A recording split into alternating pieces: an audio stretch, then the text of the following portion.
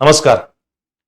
महाराष्ट्रातील शिक्षक पात्रता परीक्षेची तयारी करणाऱ्या सर्व शिक्षण मित्रांसाठी हा एक महत्त्वाचा व्हिडिओ आहे.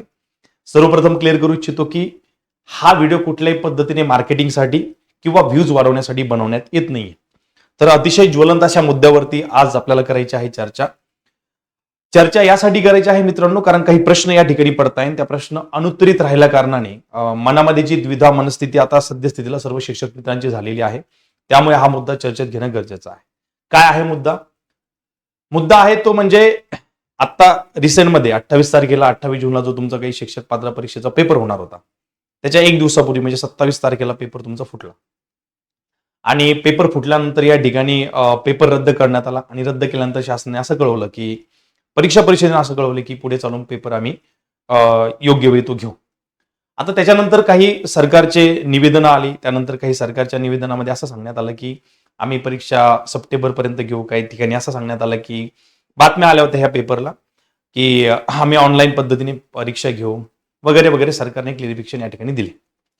पण मुद्दा हा ठरतो की मागच्या 5-6 महिन्यांपासून शिक्षक पात्रता परीक्षेची तयारी करणाऱ्या शिक्षक मित्रांनी आतापर्यंत केलं ते काय, त्याचं काय, सगळ्यात महत्वाचा मुद्दा म्हणतो की एवढ्या दिवसापासून आपण जे करतोय ते कशासाठी केलं. मग कारण सरकारच्या जे काही आतापर्यंत निवेदन आमच्या समोर आलेली आहे, न्यूजपेपर कात्रण आमच्या समोर आली, त्याच्यामध्ये हे कुठेतरी क्लिअर होत आहे की सरकार आता हळूहळू ऑफलाईनला ऑनलाईन मोडवरती शिफ्ट करत आहे. बरं, आमचा डायरेक्टली त्या गोष्टीला विरोध सुद्धा नाही की तुम्ही ऑनलाईन वरती मोड व्हा किंवा नका हो. तुम्हाला वाटतं की पारदर्शक पद्धतीने ऑनलाईनच जर पेपर होत असेल तर करा, हरकत नाही. बट हे करत असताना कुठेतरी शासनाने जे ऍक्च्युअल स्पर्धा परीक्षेची तयारी करणारे विद्यार्थी आहे त्यांचं मत घेणं गरजेचं नाही वाटत का? कारण ज्याचा इम्पॅक्ट आता खास करून तयारी करणाऱ्या विद्यार्थ्यांवरती, शिक्षक मित्रांवरती होणार आहे, त्यांच्या मनाचं काय, त्यांचं नेमकं म्हणणं काय आहे हे समजून घ्यायला कुठेतरी सरकार मला असं वाटतं कमी पडतंय. आणि म्हणूनच आज याच्यावरती बोलायचं. सर्वप्रथम तर मी टीईटीच्या अनुषंगाने बोलतो की टीईटी मध्ये नेमकं काय आहे. तर बघा मित्रांनो, ज्या दिवशी पेपर फुटला म्हणजे 27 तारखेला हे एक निवेदन देण्यात आलं होतं पावसाळी अधिवेशनामध्ये. मे बी तुम्हाला क्लिअर दिसत नसेल, पण याच्यातला एक महत्वाचा मुद्दा हायलाईट किंवा अधोरेखित करू इच्छितो. तो असा की या ठिकाणी सांगितलंय की त्यांच्यावरती ज्यांनी पेपर फोडला त्यांच्यावरती कारवाई होणार वगैरे वगैरे गोष्टी. मध्यंतरी बातम्या पण आल्या होत्या की आदरणीय शिक्षण मंत्री दादा भुसेंनी सांगितलं होतं की आपण मकोका अंतर्गत त्याच्यावरती कारवाई करू. छान वाटलं आम्हाला, काही अडचण नाही. आणि आम्ही हेही म्हणत नाही की या पेपर फुटी मागे कुठेतरी सरकारने ढिलाईची भूमिका घेतली किंवा नरमाईची भूमिका घेतली, बिलकुल नाही. कारण पेपर फोडणारी टोळी हे असतात ते नासके कांदे काही ठिकाणी की जे कुठे कुठे घाण करत असतात. परंतु त्याचा त्रास संपूर्ण शिक्षक भरती करणाऱ्या जवळपास 6 लाख विद्यार्थ्यांना होतोय. ह्या गोष्टीचा कुठेतरी विचार या ठिकाणी महाराष्ट्र शासनाने करावा, शिक्षण मंत्र्यांनी करावा, आदरणीय कार्यक्षम असणाऱ्या आमच्या मुख्यमंत्र्यांनी करावा, हे आम्हाला सरकारला सांगायचं आहे. बघा, आता याच्यामध्ये त्या निवेदनामध्ये असं सांगितलं होतं, पावसाळी अधिवेशनामध्ये जे अधिवेशनामध्ये निवेदन दिलं की पुढील वर्षापासून टीईटी व अन्न परीक्षा पूर्णतः पारदर्शक व शिस्तबद्ध वातावरणात ऑनलाईन पद्धतीने पार पडण्याकरता आवश्यक पायाभूत सुविधा निर्माण करण्यासाठी मुख्य सचिव यांच्या अध्यक्षतेखाली समिती नेमण्यात येईल. आता इथं काय सांगतंय पावसाळी अधिवेशनामध्ये सरकार की पुढील वर्षापासून म्हणजे आता चालू आहे 2027 पासून या ठिकाणी काय केले जाईल, पेपर घेतले जाईल. कसे घेतले जाईल? ऑनलाईन घेतले जाईल. आणि हे पेपर घेण्यासाठी म्हणून एक समिती जी तर मुख्य सचिवांच्या अध्यक्षतेखाली नियुक्त केली जाईल. आता सरकार या ठिकाणी इतकं कार्यक्षम झालं, एवढी तत्परता सरकारची आहे की समिती नेमली की नाही माहित नाही, परंतु काल आमच्यापर्यंत जी बातमी येते आहे त्या बातमीच्या अनुषंगाने असं कळतंय की सरकार म्हणते आम्ही ऑनलाईन परीक्षा घेण्यासाठी रेडी आहोत. म्हणजेच त्यांनी IBPS कडे एक पत्र सुद्धा दिल्याच्या बातम्या आलेल्या आहेत. तेच मी तुम्हाला दाखवतो की नेमकं या ठिकाणी झालं काय की इथं म्हणताय पुढच्या वर्षीपासून. आता तुम्हाला सगळ्यांना माहिती आहे मित्रांनो की सुप्रीम कोर्टाची ऑर्डर आहे. बघा, कधीची ऑर्डर आहे? सुप्रीम कोर्टाची 1 सप्टेंबर 2025 ची ऑर्डर आहे. ज्या ऑर्डरमध्ये स्पष्ट असं सुप्रीम कोर्टाने सांगितलं की RTA नियमाअंतर्गत, राईट टू एज्युकेशन कायद्याअंतर्गत या ठिकाणी प्रत्येक सेवेमध्ये असणाऱ्या शिक्षकाला या ठिकाणी पात्रता परीक्षा कंपल्सरी करण्यात आली. त्यावेळेस थोडासा विरोध सुद्धा झाला, परंतु आमच्या माध्यमातून म्हणा, इतर सर्वांच्या माध्यमातून म्हणा, आम्ही हे पण सांगण्याचा प्रयत्न केला शिक्षक मित्रांना की याच्यामध्ये पॉझिटिव्ह पॉइंट्स बघा. कारण आम्ही सुप्रीम कोर्टाच्या या निर्णयाचं काय केलं, अभिनंदन केलं. कसं अभिनंदन केलं की कुठेतरी शिक्षकाला आता अपग्रेड होण्याची संधी भेटत आहे आणि शिक्षकांनी सुद्धा याला पॉझिटिव्ह घेतलं. तन मन धनाने मागच्या 5-6 महिन्यापासून उन्हाळ्याच्या पूर्ण सुट्ट्या त्यांनी या ठिकाणी तुमचे SIR चे काम असतील किंवा अदर कुठले तुमचे जनगणनेचे काम असतील, सगळे कामं करून त्यांनी जवळपास 8-8, 10-10, 12-12 तास अभ्यास केला आणि कुठेतरी आता ते रेडी झाले होते. यावेळेस जवळपास 4 लाख शिक्षक त्याच्यामध्ये होते, जे आज सेवेमध्ये 6 लाख फॉर्म पैकी. बरं ठीक आहे. मग आता ही ऑर्डर 1 सप्टेंबर 2025 ची, त्याच्यावरती रिव्ह्यू पिटिशन दाखल केली होती. त्याच्यावरती 29 मे 2026 ला सुप्रीम कोर्टाचा पुन्हा आदेश आला की कंपल्सरी आहे तर कंपल्सरीच राहणार. फक्त त्यांनी काय केलं, एक्सटेन्शन डेट देऊन टाकली की तुम्हाला 31 ऑगस्ट 2028 पर्यंत पात्रता परीक्षा करायची आणि त्यासाठी मग वर्षातून 2 वेळा पेपर या ठिकाणी घ्यायचे.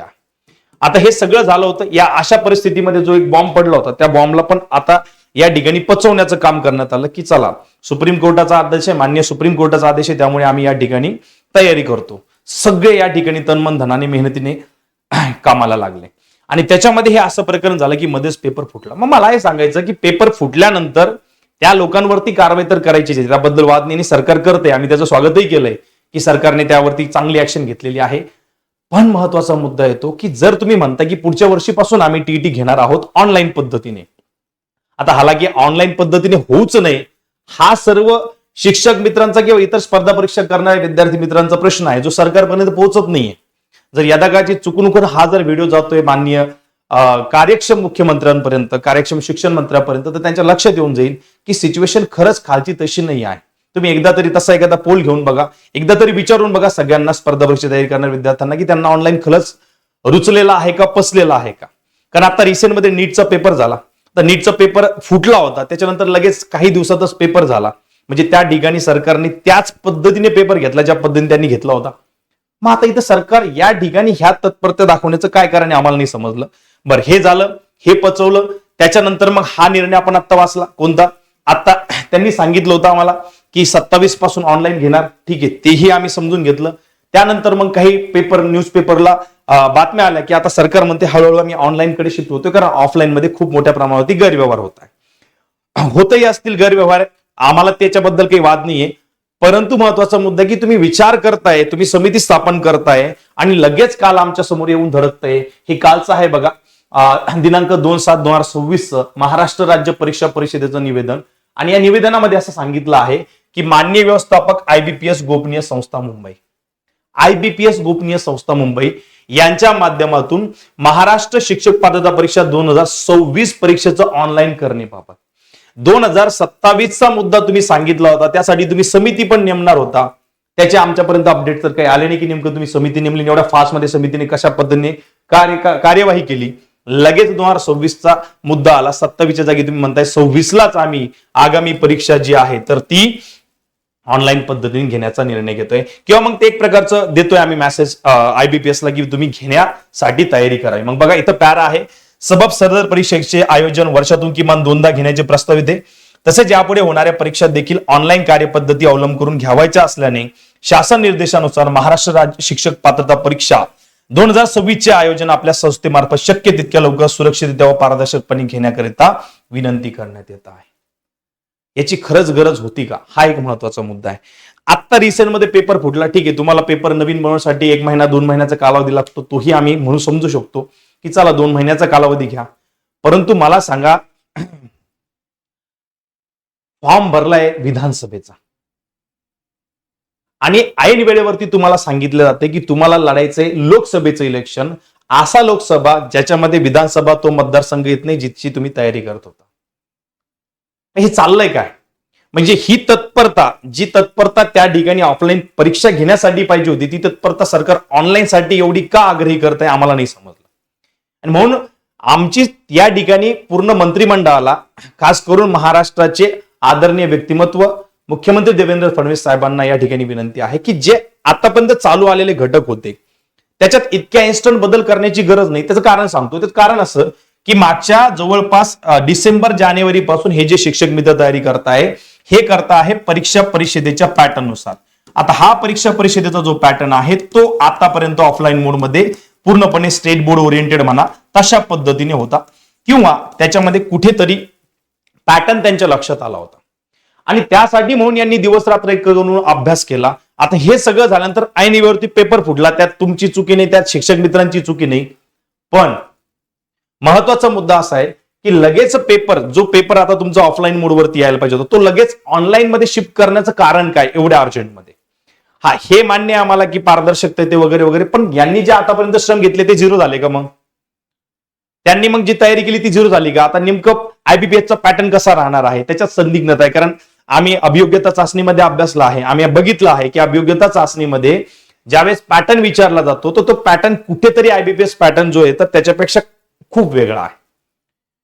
जो सिलेबस दिलाय त्याच्या अनुषंगाने प्रश्न त्या ठिकाणी विचारले जात नाही. आयबीपीएस मध्ये थोडासा पॅटर्न वेगळा आहे.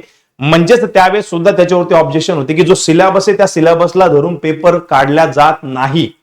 हा आयबीपीएसचा आतापर्यंतचा इश्यू राहिलेला आहे आणि त्या अनुषंगाने तुम्ही लगेच आयबीपीएस कडे शिफ्ट होत आहे. हे कुठेतरी मला असं वाटतं की जास्त अतिशय तत्पर काम होत आहे जे नको व्हायला. तुम्ही घ्या, ऑनलाईन बद्दल घ्यायचं, पण त्या अगोदर तुम्ही मतं जाणून घ्या सर्वांची. आणि म्हणून या ठिकाणी महत्वाचा मुद्दा ठरतो की याच्या विरोधामध्ये रान पेटले. म्हणजे आता एमपीसीचा मुद्दा जर आपण समोर घेतला तर एमपीसीचा पेपर ऑनलाईन केला जातो यावेळेसपासून. त्याच्या विरोधामध्ये अमरावतीला, वर्ध्याला आतापर्यंत मोर्चे झालेले. 6 जुलैला छत्रपती संभाजीनगरला खूप मोठा मोर्चा होत आहे. त्याच्यानंतर 15 जून नंतर असं बोललं जातं, 15 जुलै नंतर असं बोललं जातं की या ठिकाणी पुण्याला सुद्धा मोर्चा होण्याचे चान्सेस आहे. मग इतके जे मुलं आहे हे कुठेतरी रोष व्यक्त करताना या ठिकाणी दिसत आहे, तर मग सरकारने या गोष्टीची काळजी नको का घ्यायला? म्हणजे आम्ही तुमच्या कार्यक्षमतेवरती प्रश्नचिन्ह निर्माण करत नाहीये, परंतु मुद्दा असा ठरतो की कुठेतरी एक गोष्ट व्यवस्थित पद्धतीने पुढे गेली पाहिजे. नक्कीच या व्हिडिओबद्दल, या गोष्टीबद्दल सरकारने चर्चा करावी. तुम्ही जास्तीत जास्त हा व्हिडिओ शेअर करावा. इथे महत्वाचा मुद्दा आहे की जे आतापर्यंत कष्ट घेण्यात आले, तुम्ही बघितली नसेल यांची मेहनत किती आहे. म्हणजे सगळे कामं करून मेहनत करायची आणि आता कुठेतरी एक अशा सर्टन एजवरती आलेले की तिथं अभ्यास करण्याची बिलकुल मानसिकता यांची नव्हती, त्याच्यातून हे ट्रान्सफर झाले. असे किती धक्के यांना बसणार? मग यांनी आयुष्यभर अशाच पद्धतीने नुसतं झुरत राहायचं का? आपल्या मागण्यासाठी नेहमी मोर्चे, आंदोलन करायचे का? विदाऊट मोर्चा, आंदोलन न करता त्यांना व्यवस्थित न्याय भेटू शकणार नाही का? हा आमचा प्रश्न आहे. आणि मला असं वाटतं की आपलं महाराष्ट्र शासन जे पुरोगामी महाराष्ट्रामध्ये आपण राहतो, अतिशय चांगल्या पद्धतीने काम करतं. त्यांची इच्छा सुद्धा आहे चांगल्या पद्धतीने काम करण्याची. तर कुठेतरी या गोष्टीचा विचार सरकारने करावा. आणि यासाठीच म्हणून आमचं असं म्हणणं आहे की कर्म काहींची, शिक्षा सर्वांना का. पेपर फोडी करणारे काही नमुने आहेत, त्यांचे कर्म, सर्वांना शिक्षा यासाठी यांना द्यायला नको. कारण यांनी खूप मेहनत करून आतापर्यंत या स्टेज पर्यंत आले. लगेच तुम्ही अचानक रात्रीतून बॉम्ब टाकताय. पेपर फुटीचा पहिला बॉम्ब पडला, लगेच दुसरा बॉम्ब तुमचा या ठिकाणी पडतोय. हे कुठतरी न पटण्यायोग्य आमच्यासाठी आहे.